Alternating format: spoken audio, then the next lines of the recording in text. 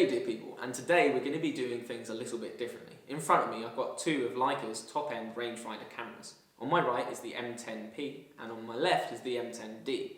The M10-P is a more classic digital camera in that it's got a rear LCD and it's been out for a few months now and takes full-frame 24 megapixel images. The one on the left, although the same sensor and relatively the same design, has one big key difference, and that's the fact that it's lacking the LCD rear screen. So we thought it would be interesting to get two of our staff members who are most familiar with the Leica systems to go out and give them a test run. That's Tom and Dan. And later we're going to be chatting to them and seeing what they thought about it all. So let's see what happened. So when I first handled Leica, I was working in the shop and we still selling M6 film cameras at that point, and I really got introduced to the brand there, and the M6 film camera for me was really the iconic Leica camera of the day.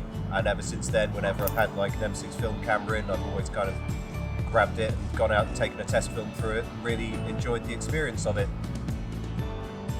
So my first experience with Leica was I was shooting with a Voigtlander Besser at the time, which is like a rangefinder style camera. And then eventually just kind of upgraded and I got the M2, and then eventually switched to an M42 when that one broke. I've only really had two cameras, but consistently they were both film and kind of stuck with it. The main reason was just the kind of the ease of use of it. It was just nice to use, I knew how to use it, and that's kind of, it meant that I didn't have to think about anything, just concentrate on the picture. The second I kind of got my hands on the M10P, I was really hooked to it. I think it just looked like a really iconic piece of design. Kind of looked at it and thought that it was a really kind of cool object, really. It looked really kind of stealth. It was small, compact, and it was really quiet. And I was really quite smitten when I first saw it. Coming from kind of shooting film to using the M10D is similar in the way that I've got no kind of distraction with the screen. There is obviously a helpfulness to it in digital shooting, but it kind of meant that it was almost streamlined. Everything's manual. You set the shutter, the aperture, the ISO. Kind of added the functions you through an app. It makes sense going from that to that. Yeah, no way.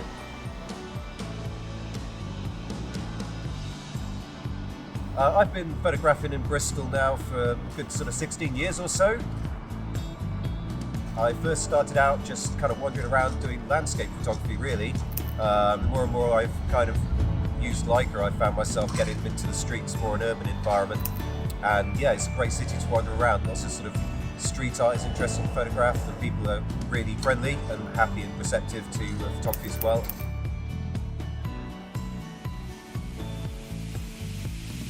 And I always feel like what I photograph is, out of the corner of your eye. It's something that either catches it or you just kind of like that very small detail. And there's a lot of my photos that I do photograph people fairly up close and try and capture this kind of this moment. But then there's also photographs where I like to include this very large environment with one very small detail, kind of almost hidden away.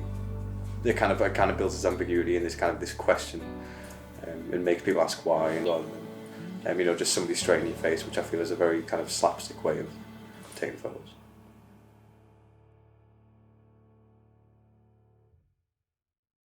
You have just got back from being out shooting with these. It's been a few days. You've had time to look at the photos. Tom, I believe you went out first with the M10P. I did. How did you find it, first of all? Yeah, well, I love it. Always have loved the digital Leica M's, and when the original M10 came out and I put it in my hands, I was like, wow, this is really, everything we've been waiting for a sort of a good few years. The piece difference to normal M10, there's like quieter shutter, there's a bit of touchscreen functionality into it, and yeah, no one really seemed to notice me as I wandered around the streets, and the viewfinder I get on really well with compared with previous, the M240s and the M9's viewfinder, I get on really well with it. Yeah, really enjoyed it. So one of the big differences between the two cameras, so for anyone who doesn't know, this is obviously fully manual rangefinder. However, it does have the rear LCD, so you can see your photos back. You get all the benefits from digital. Yeah.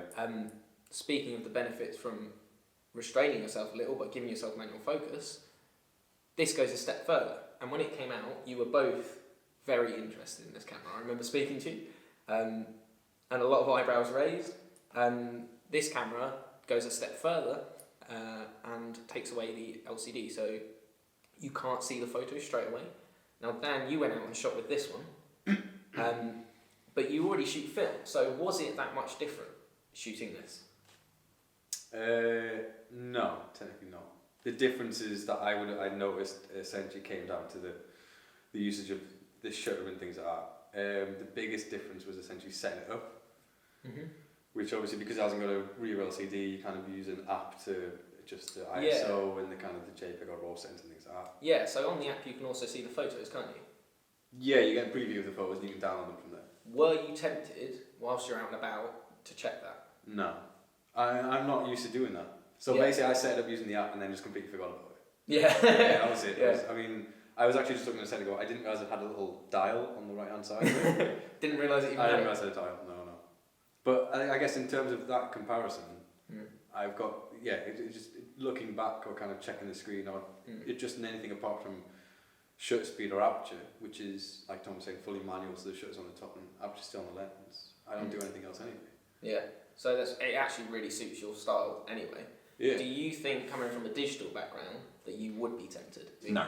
No, not at all? No. You think you'd roll very much the same like Dan does, with the fact that you just set it up and go? Yeah. I would set it up and go and not think about it all day.